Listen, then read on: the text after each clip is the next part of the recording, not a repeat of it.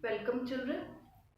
In the previous class we had completed with assertive, interrogative and imperative. We had finished and I had already explained you that how do we use the reporting verbs, the connectives and the reported speech accordingly. Today we shall proceed with the next two kinds of sentences, that is optative and exclamatory. When I say optative sentences, they are the sentences wherein one either wishes someone, prays for something, he blesses someone. So the reporting verbs are also accordingly used. So I'll tell you a few reporting verbs which are used in the optative statements. Blessed, okay, prayed, wished and even cursed. All these are the reporting verbs which are used in optative sentences. Other than these four, children, I am just giving you example. The reporting verbs can be many in number. It depends on the statement. What we have to remember is that always whichever reporting verb we are using, it should be in the second form of the main verb. Fine. Now let me explain you through the usage of some examples of the optative sentences. Like the very first one is, the boy said to the girl, good morning. Okay, this is the optative statement. The boy said to the girl, good morning. So, when we change it, we would do it this way. The boy wished the girl good morning. So, here in this statement, we are not using any connective. We need not change the tenses or the pronouns here because it is not required. Now another statement. Let's discuss the another statement. The priest said to the man. The priest said to the man, may you live long. The priest said to the man, may you live long. So how would we continue? The priest blessed the man that he might live long. That he might live long. Now see the difference in both the statements. Here in this statement we did not use that. Here we used. So in optative statements, the usage of the connective that depends on the statement, kind of statement. Okay, here we did not change any pronoun or tense, but here we changed it. We changed may to might and you to he. So reported speech, pronouns and tenses change, and that again depends on the kind of statement. Fine. So these are the optative statement. Now we proceed further to the exclamatory statement. Exclamatory statements also, what we need to remember is this part, okay, reporting verb. How do we use it?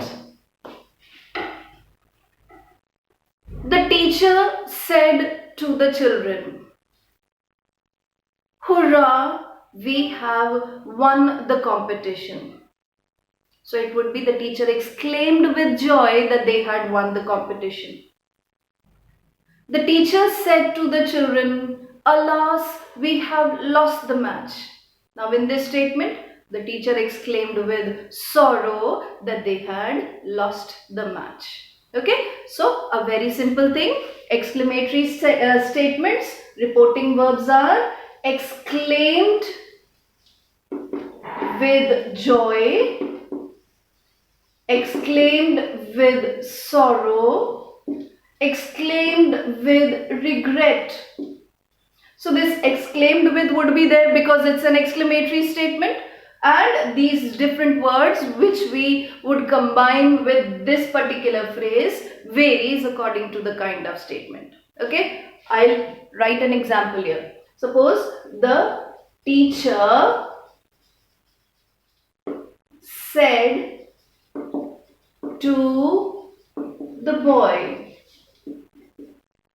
alas, we have lost the match. Okay, so here instead of this said to, we would be using exclaimed with sorrow, and here connective that they had lost the match. Fine. So according to this part, the things would depend. And exclamation mark used in the direct speech or question mark used in the direct speech, all of them would become a full stop, because when we change them into indirect, any kind of statement it may be, we make it an assertive statement after changing it. So when you get the question, that dialogue form, and you change it into the reported speech form, please keep it in mind that you would never be using a question mark or an exclamation mark after you have changed it. Because after changing, we make every statement an assertive statement. Fine. So these 5 kinds of statements we have done. But in the board exams, maximum times it is the first 3 which usually come. We cannot neglect the other 2, but I just said that 90% times it is these 3 which are used in the dialogue which is given in the board exam question. Now, since the first session, I've been telling you about the change of tenses. How exactly do we change the tenses? This we will study through the tense table. Okay, so start noting down that how exactly do we change the tenses. Pronoun changes depends on the singular, the plural, the male, the female. Okay, that you would be able to do it very easily. Where maximum times the children get stuck is that how to proceed with the change of tenses. Let's study through this tense table now.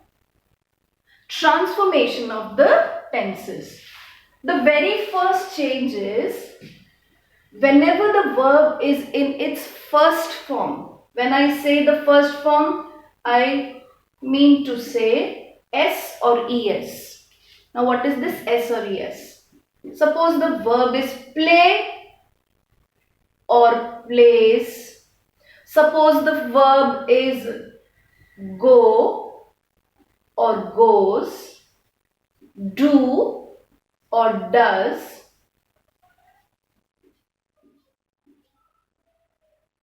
okay, all these are the verb in their first form. So verb with the base form, some verbs have just S added to it, some have ES to it. That all depends on the subject. Whether we say play or plays, go or goes, that all depends on the subject of the statement. Now, but yes, all of them come under the category of verb in their first form. Okay, so verb first form changes to verb in its second form. When I say verb in its second form, what do I mean to say? Suppose the verb here is do, so it would become did. Then third is the done. Go, went, gone, begin, began, begun. So these are the three forms of the verb which we usually talk about. So the do, did, done, go, went, gone, begin, began, begun. Verb first form is simple present, second form is simple past, third form is the past participle form.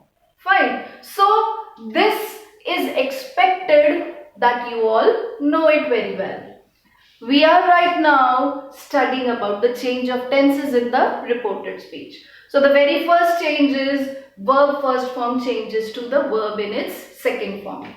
The next part is am, are plus verb in its ing form changes to was, were plus verb ing.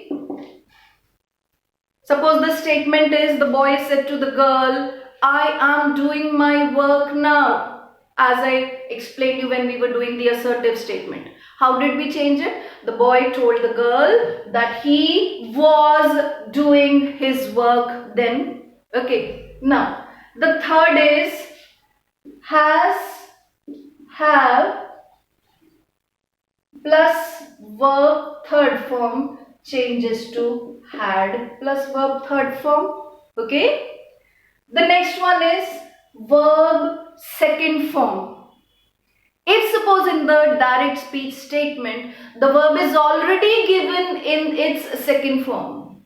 So how would we change it? By making it to had plus verb third form. I give you an example.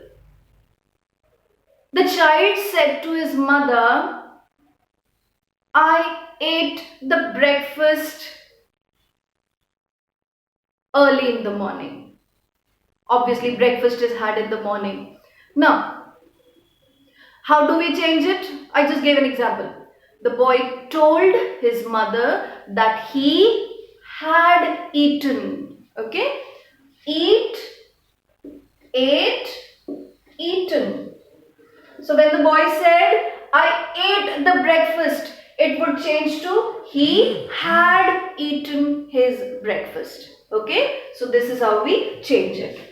Next, if it is did not plus verb first form in the statement, it would change to had not plus verb third form.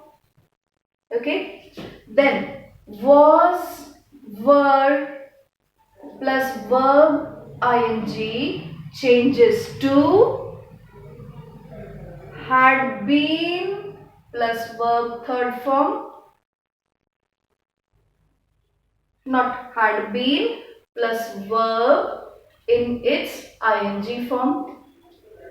I was playing cricket changes to he had been playing cricket. Okay, kindly correct it. It would be verb in its ing form. Then the next is will, shall, may, can change to would, should, might, could. Would, should, might, could. One exception here is that when shall is used for the future time reference, then instead of making it should, we would make it would. An exceptional rule which I'll explain you through the example just now.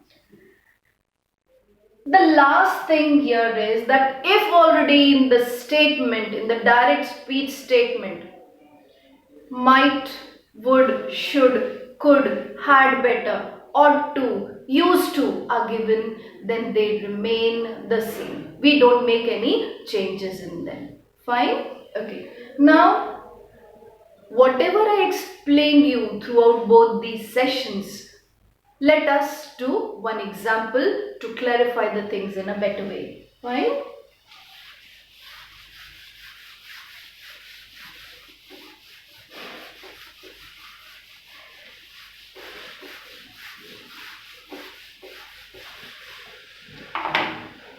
How would you get it in the exam? You would get it in the form of dialogue. So suppose there are two boys. One is Arun, the second is Varun. They are discussing certain things amongst themselves. So suppose Arun says, "Where are you going?" Okay. Then Varun replied, "I am going to Delhi." Again Arun. Arun says, "Do you know when shall the train arrive?" Do you know when shall the train arrive? Varun, it is expected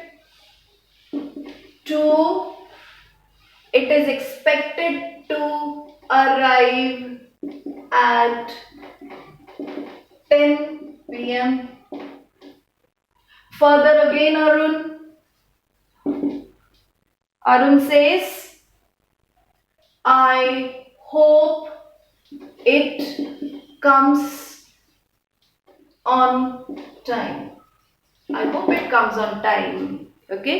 या फिर it is in time. I hope it is in time. Whatsoever way. But here it is this way. So we'll transform it the same way. Okay? Let's proceed now. How do we start changing? In the question paper, you may be given as Arun asked Varun. Then blank A shall be there. Varun replied, then blank B shall be there. So this way, howsoever weightage is the question holding, same way you may be having those many blanks. I framed such an example so that maximum rules I am able to clarify you. Now, Arun asked Varun where he was going. So when you are writing in the answer sheet A, so you would simply write where he was going. Where he was going. Varun replied that he was going to Delhi. Arun further questioned.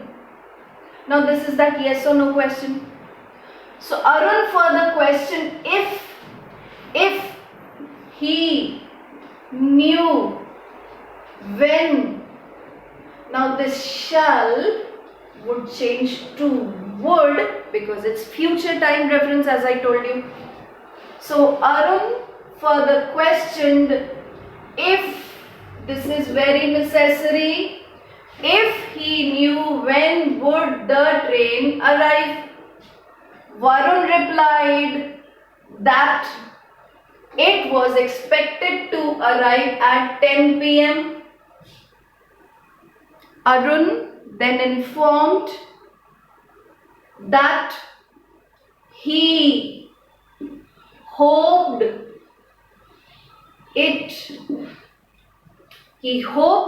that it comes on time. He hoped that it comes on time. Here we change this, but here it comes on time. He is expressing his desire. So many a times, many a things depend on the statement that where exactly would we change, because universal facts and universal truths, they never change. Suppose in the statement it's already given dogs bark at the strangers. So we wouldn't change it to dogs barked at the strangers because it's a universal truth or a common habitual fact, they remain the same. Okay, so this particular topic, children, as many times and as many examples you practice, you would be able to gain command over. Fine. So kindly study all these examples which I told you, the notes which I provided you, and a few examples in your refreshers. And then all the doubts, we can always get it clarified when we have the online classes in the school. Okay. So one major important topic of the grammar section has been done. Kindly practice examples because we shall be continuing further the same way. Goodbye children. Take care.